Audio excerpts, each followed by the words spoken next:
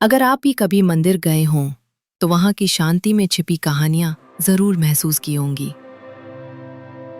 आज मैं आपको एक ऐसी कहानी सुनाने जा रही हूं जो किसी और की जिंदगी की है, पर शायद सुनकर आपको लगे कि ये आपकी ही हो सकती थी। कहानी है एक दादी और एक पोती की, पर यह रिश्ता तब जुड़ता है जब दुनिया उसे तोड़ चुकी होती है। चलिए सुनते हैं। कल किसी की कहानी सुनी थी, बहुत अजीब लगी, दिल छू गई। एक लड़की मंदिर गई थी, ऐसे ही मन भारी था उसका। कभी कभी ना भीड़ में भी दिल बहुत अकेला हो जाता है, और मंदिर ही एक ऐसी जगह होती है जहां लगता है शायद भगवान चुपचाप सुन लेते हैं। वो सीढ़ियां चढ़ रही थी कि एक कोना दिखा। वहां एक बेंच थी और उस पर बैठी थी एक बूढ़ी औरत। सफेद साड़ी, हाथों में झुर्रियां और चेहरा कुछ जाना पहचाना सा। वो लड़की वहीं पास गई। वो रुक गई। वो बूढ़ी औरत भी उसे देख रही थी। धीरे से मुस्कुराई और बोली, बेटी बैठ जा, अकेलापन बांटना अच्छा लगता है। लड़की बैठ गई बिना कोई सवाल किए। शायद उस पल उसे भी कुछ कहना नहीं था, बस सुनना था।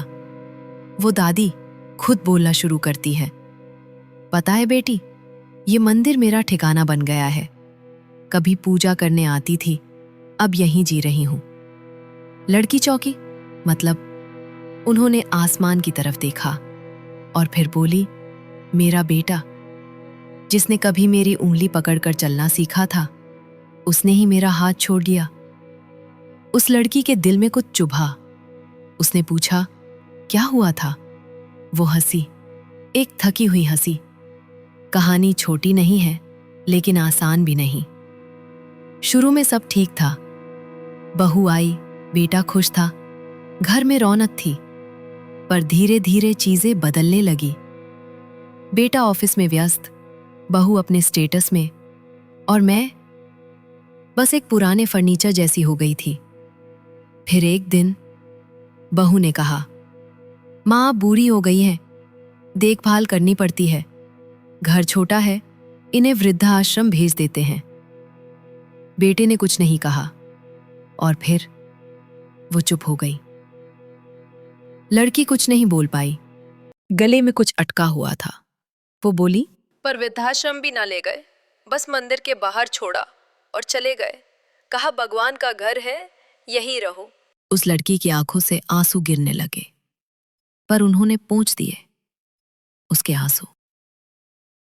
बेटी रो मत, मैंने अब सब मान लिया है। वो लड़की उन्हें ध्यान से देखने लगी। कुछ था उनके चेहरे में, कुछ जाना पहचाना। उसने धीरे से पूछा, आपका बेटा क्या करता है? उन्होंने नाम बताया और लड़की का दिल कांप गया। वो नाम वही था, वही जो उसके पापा का है। उसने माँ का नाम पूछा, सब मिला। वो उसकी दादी थी। लड़की सुन्न पड़ गई थी। यकीन नहीं हुआ कि जिनकी कहानियां माँ उसे बचपन में सुनाती थी, जिनकी गोद उसे कभी मिली ही नहीं, वो यहाँ है, अकेली, भूखी और ठुकराई हुई। उसने उनका हाथ पकड़ लिया और कहा, चलो मेरे साथ चलो दादी। उन्होंने उसकी आंखों में देखा और बस मुस्कुरा दी। उस दिन से उस लड़की की दुनिया बदल गई। उसने पापा से कुछ नहीं कहा, शायद कभी कहे भी नहीं, पर दादी अब उसके साथ है, उसके घर में, उसके दिल में। मॉरल ऑफ द स्टोरी, जिंदगी में सब कुछ दोबारा मिल सकता है, ऐसा, इज्जत, कामयाबी, पर अगर रिश्तों को खो दिया ना, तो वो वापसी नहीं करते। और कभी कभी जो लोग हमें जन्म देते हैं, हम उन्हीं को सबसे ज्यादा अकेला छोड़ देते हैं। मत भूलो, बूढ़े माँ बाप भगवान नहीं होते, पर वो तुम्हारे लिए भगवान से कम भी नहीं होते। अगर ये कहानी आपके दिल को छू गई हो, तो एक बार अपने माँ बाप का हाल जरूर पूछिएगा। फिर याद, क्योंकि कभी कभी हम उन्हें भूल जाते हैं, जिन्होंने हमें सबसे पहले याद किया था। अगर आप भी मानते हैं कि हर बूढ़े चेहरे के पीछे एक अधूरी कहानी होती है, तो इस वीडियो को लाइक करें, कमेंट में दादी जैसी ममता अमर है जरूर लिखें और इसे शेयर करें ताकि कोई और दिल भी पिघल सके। मैं मिलती हूं आपसे अगली कहानी में। तब तक अपनों से जुड़िए, उन्हें खोने से पहले।